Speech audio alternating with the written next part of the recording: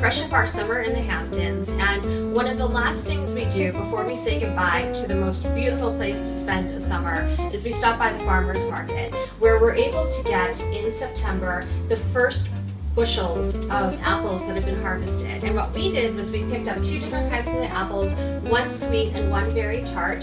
So one of the green apples and one of the red apples, and we are going to make our famous apple pie. One of our favorite things that we use here in the kitchen is our apple corer, which we picked up several years ago at Williams-Sonoma, and we are going to use that to make the easiest apple pie you probably will ever make, because this tool does all the work for you.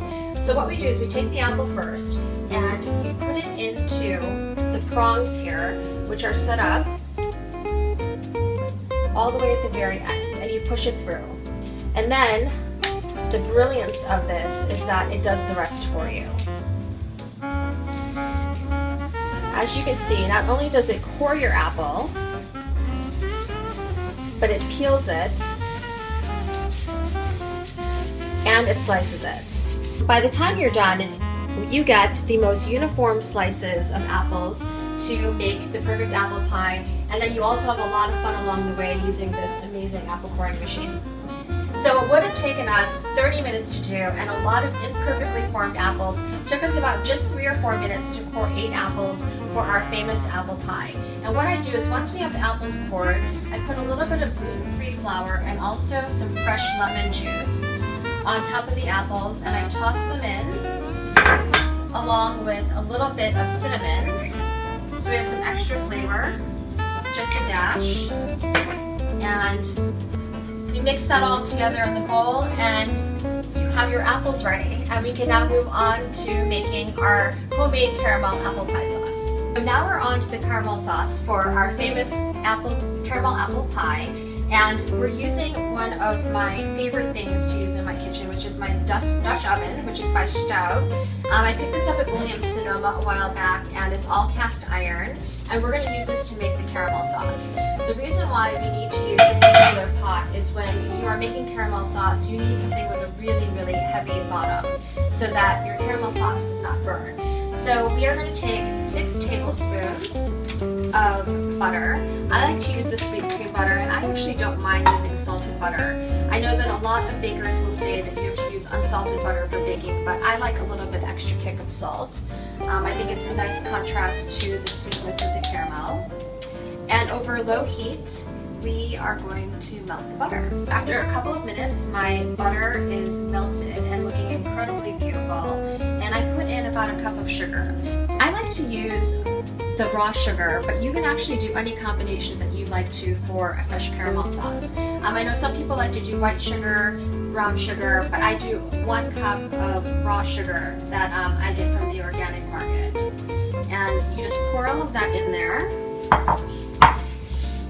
And with a spatula, you combine the butter and the sugar together.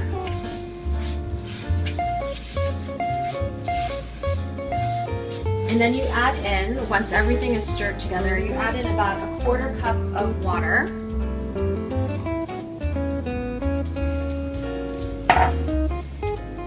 And then over a medium heat, you constantly stir. This is not something that you can leave on the oven without tending to. After just a few minutes, we cranked up the heat to about medium-low. And now that it's starting to bubble, we are now going to put this on low. We have this incredibly gorgeous, beautifully colored, fresh caramel. So now we're on to making our pie crust, which, because I'm a savory person, is actually one of my favorite parts of eating pie. And as you can hear, we've just preheated our oven to 425 degrees because we are going to have ourselves an apple pie in the next few minutes.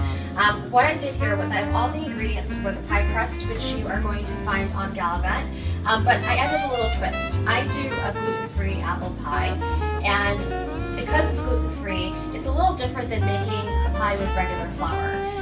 The crust is usually a lot more crumbly and a little bit harder to handle, so we're going to show you some tips that we use used to shortcut a little bit so our pie actually looks pretty by the time all is said and done. So I've mixed together all of the ingredients for the apple pie, and I've frozen some butter, which I'm putting in. There is about 1 stick of butter, which is about half a cup that we put in.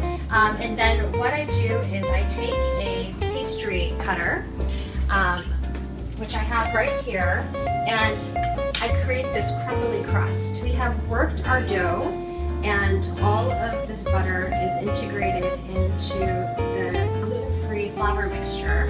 And it's time now to put in 4 tablespoons or teaspoons of white vinegar, as well as this egg that we just beat. And we combine this all together, and this is what's really going to make our dough.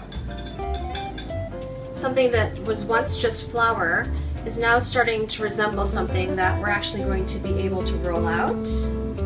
Sometimes you need a little bit of help from some water to make it a little moister. So you add it by the tablespoon. As you can see, it really wasn't that hard to make the pie crust, which has now come together, and we're able to form it into this ball that we're going to pop into the refrigerator for about an hour or so, or any time from a half hour to an hour. Our dough, after about 30 minutes, is just about ready after being in the refrigerator. And because this is gluten-free, I mentioned I was going to give you a couple of tricks. We've rolled out our dough for the base of our pie, but really the trick is making this beautiful lattice look nice, so not only does our pie taste incredible, it also looks pretty too. So what I do is I take a portion of the dough, and to create that beautiful top of the pie that's crisscrossed,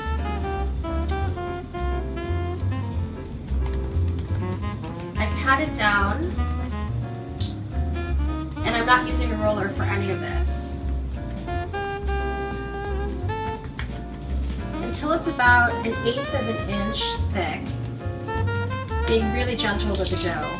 And I take my pastry cutter,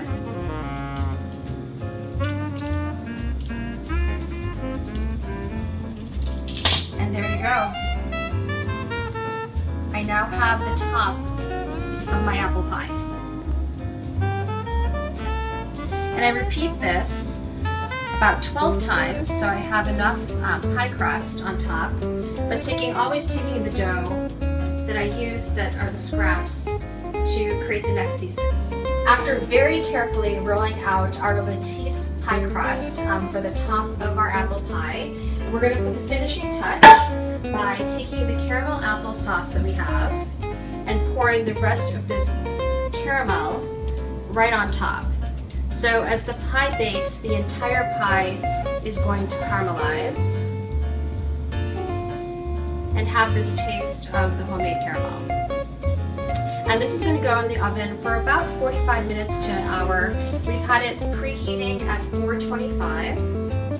45 minutes later, and about 10 minutes for the pie to cool, we now have our caramel apple pie. So while it's now fall and we are back to school and back to work here in New York City, we have some great memories of the Hamptons, and then of course some of our apples from the first apple pickings of the season.